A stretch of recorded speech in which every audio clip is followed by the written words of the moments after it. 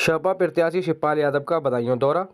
खबर उत्तर प्रदेश के जनपद बदायूं से है, जहां पर बदायूं सीट से धर्मेंद्र यादव के बाद शिवपाल यादव को प्रत्याशी बनाए जाने के बाद पहली बार बदायूं पहुंचे, जहां नगर में कार्यकर्ताओं ने जगह जगह उनका जोरदार स्वागत किया।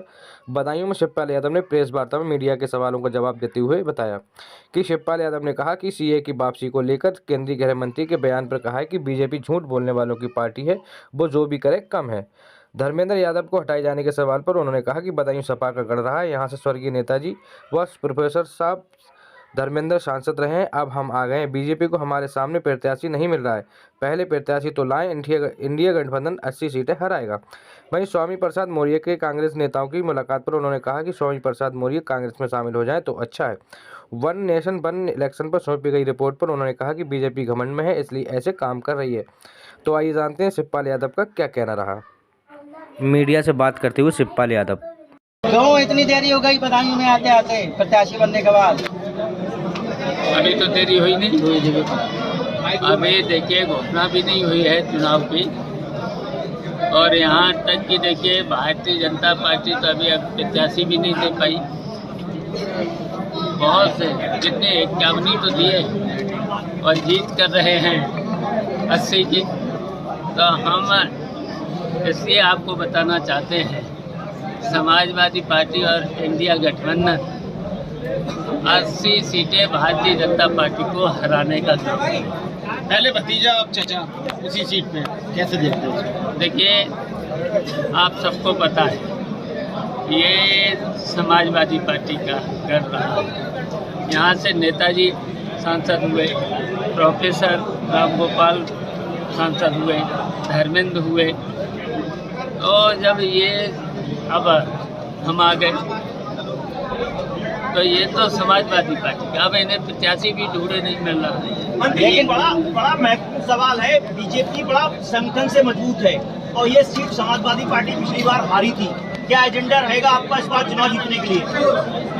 देखिए, आपकी बार पूरे देश से भारतीय जनता पार्टी हारेगी और यहाँ बदायूं तो जमानत नहीं बचेगी भारतीय जनता पार्टी के। सर चुनाव का नारा लगा रहे हैं, प्रत्याशी तो ढूंढे मिल नहीं रहे, और इंडिया गठबंधन समाजवादी पार्टी ने तय कर लिया है 80 सीटों पर भी हरा। सर, ठीक चुनाव से पहले बीजेपी सीए का बिल लेके आई है और अमित शाह जी कहते हैं कि ये बिल किसी भी तरीके से वापस नहीं होगा, तो आप इसे किस रूप में लेते हैं? देखिए, भारतीय जनता पार्टी पे कोई मुद्दे तो है नहीं, और भारतीय जनता पार्टी सत्ता में है, बड़ी घमंड में है, तो कुछ भी कर सकते हैं। तो केंद्रीय गृह मंत्री तो कहते हैं कि विपक्ष तुष्टीकरण की राजनीति कर रहे हैं। खड़े हो गए शेरवानी साहब के साथ में, कैसे साधेंगे उन्हें आप?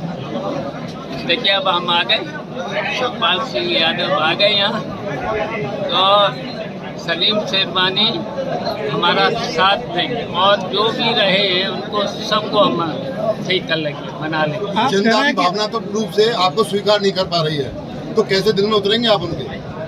धर्मेंद्र यादव का भी नाम है उनके नाम। देखिए, सब साथ रहे, सलीम शेरवानी हैं, जितने भी नेता हैं सबको मना लेंगे, उनके घर चले जाएंगे और सब ठीक रहेंगे। आप कह रहे हैं कि हम 80 की 80 सीटें यूपी में जीतेंगे 2000 हराएंगे, ये कह रहे हैं। आप जीतेंगे, मैं वही कह रहा हूँ आप मतलब हराएंगे, मतलब आप जीतेंगे। जीतने का हम हराएंगे। अब ये बताइए कि 2014 से केंद्र में मोदी जी की सरकार है, 2017 और 22 में प्रदेश में फिर से योगी जी दोबारा मुख्यमंत्री बने, आपका संबंध भी काफ़ी मधुर है योगी जी से।